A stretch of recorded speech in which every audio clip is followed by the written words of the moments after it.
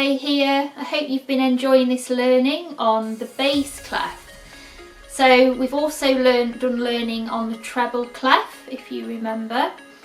So just to let you know, the notes on the bass clef are always lower than those on the treble clef. So that means they will sound a lot lower.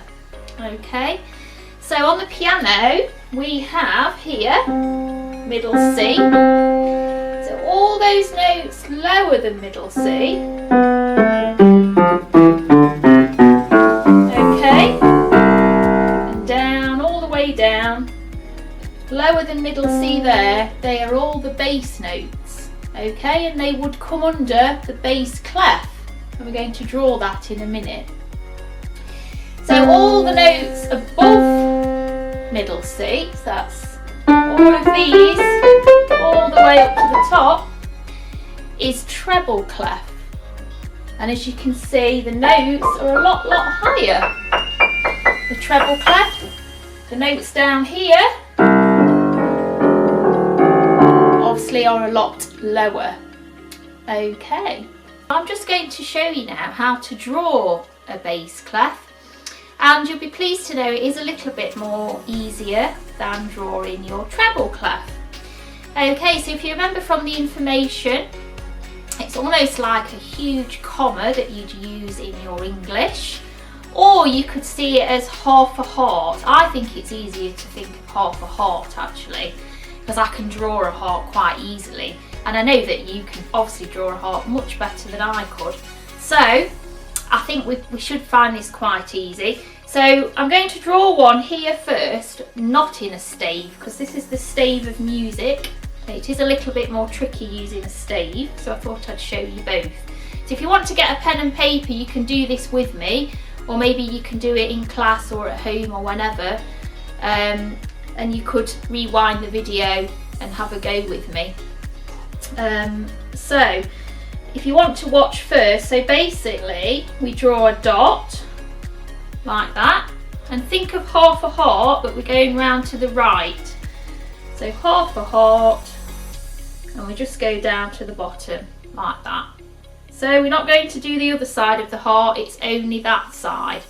And then at the curve, at the most curved part, you put two little dots like that. And it should look like that, and that's your bass clef. So let's label this bass clef. Okay, so you spell bass B-A-S-S, not the other way of spelling bass. Okay, so in the stave, it actually, the dot, you start it on the F note. So 1, 2, 3, it's 4 lines up on your stave. So you start there with your dot, look. You draw your heart, but the arch has to go right up to the top there and all the way down. And then here, where it's curved, look, in between that F note there, the F line, we put two little dots. And that's how you draw it on the stave as well. So you can see both ways.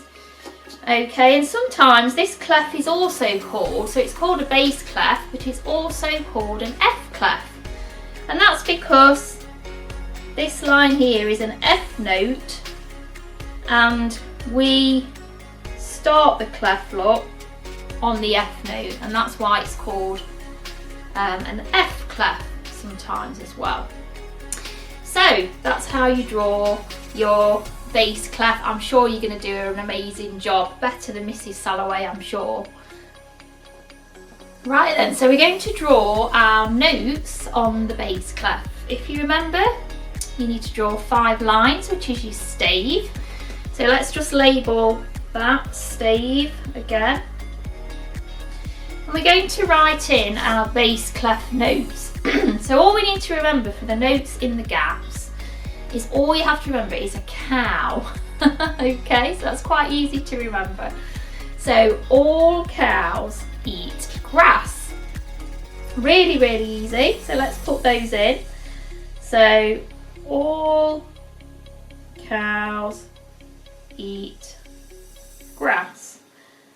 A, C, E, G. Okay, all cows eat grass. Quite easy to remember. Okay, so the next sentence you need to learn is green buses drive fast anywhere. Okay, so you just need to think of a green bus driving fast, and it goes anywhere. Not everywhere though, anywhere. So you must remember that it's an A at the top. So let's put those notes in. So there we go, look, it's got to be on the lines. So green, and the next note, buses drive fast. Remember, it's an A. Anywhere. Okay, so it is quite simple if you can just remember those two sentences. Remember a cow and remember a green bus. Hopefully you will be able to count up. If you have a stave, you will be able to work out what those notes are. And then all you need to do one day is learn how you play those notes. So whether that would be on a recorder or on a piano. So all you need to know is where is a G on the piano. As soon as you know that, you can play that note and you can learn to read music. And that's how you do it. So once you know what the notes are and you know the place where the notes are on the instrument, that is when you can start making your own music. And I can't wait to see all of you become absolutely amazing musicians, because one thing about music is it really, really lifts you and makes you feel really, really good. And I think if you could make your own music, that would be amazing. So I would love to see all of you learning an instrument. And I'm glad we're all back in school so that we can enjoy music together. So take care everyone and see you soon. Bye!